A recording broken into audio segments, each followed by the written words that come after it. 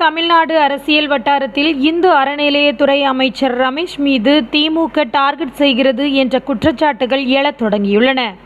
அவர் பிராமணர் சமூகத்தை சேர்ந்தவர் என்பதால் குறிப்பாக அந்த அடையாளமே அரசியல் தாக்குதலுக்கான காரணமாக பயன்படுத்தப்படுவதாக சிலர் கூறுகின்றனர்.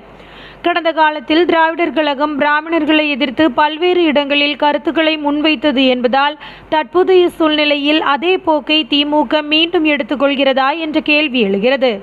2026 சட்டமன்ற தேர்தலில் ஏற்பட்ட தோல்வியை திமுக இன்னும் ஜீரணிக்க முடியாமல் தவிக்கிறது. இந்த தேர்தல் தோல்விக்கு பிறகு திமுக தனது ஆதரவாளர்களை ஒருங்கிணைக்கவும் எதிர்க்கட்சிகளின் தாக்குதல்களை சமாளிக்கவும் புதிய அரசியல் யுத்திகளை தேடுகிறது. இந்த நிலையில் அமைச்சர் ரமேஷ் மீது குறிவைத்த தாக்குதல்கள் திமுகவின் அடுத்த கட்ட அரசியல் திட்டத்தின் ஒரு பகுதியாக இருக்கலாம் என்று சிலர் கருதுகின்றனர். அதாவது அரசியல் வட்டாரத்தில் திமுக தனது அடிப்படை ஆதரவாளர்களை உறுதிப்படுத்தும் நோக்கில் மத அடையாளங்களை அரசியல் ஆயுதமாக பயன்படுத்துகிறதா என்ற கேள்வி எழுகிறது. பிராமணர் சமூகத்தை சேர்ந்த ஒருவரை குறிவைத்து தாக்குதல் நடத்துவது சமூக மற்றும் மத அடிப்படையிலான அரசியல் விவாதங்களை மீண்டும் தூண்டக்கூடும். இதனால் திமுக தனது அரசியல் நிலையை வலுப்படுத்த முயற்சி செய்கிறது என்ற பார்வையும் உள்ளது.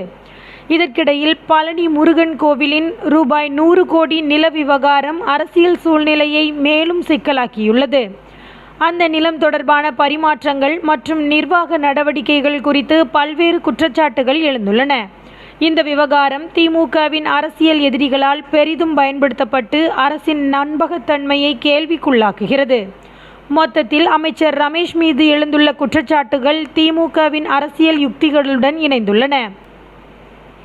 தேர்தல் தோல்விக்கு பிறகு திமுக தனது அடுத்த கட்ட நடவடிக்கைகளை மத அடையாளங்கள், கோவில் விவகாரங்கள் மற்றும் சமூக அரசியல் பிரச்சினைகளின் அடிப்படையில் அமைக்க முயற்சிக்கிறது என்ற பேச்சுக்கள் அரசியல் வட்டாரங்களில் காணப்படுகின்றன.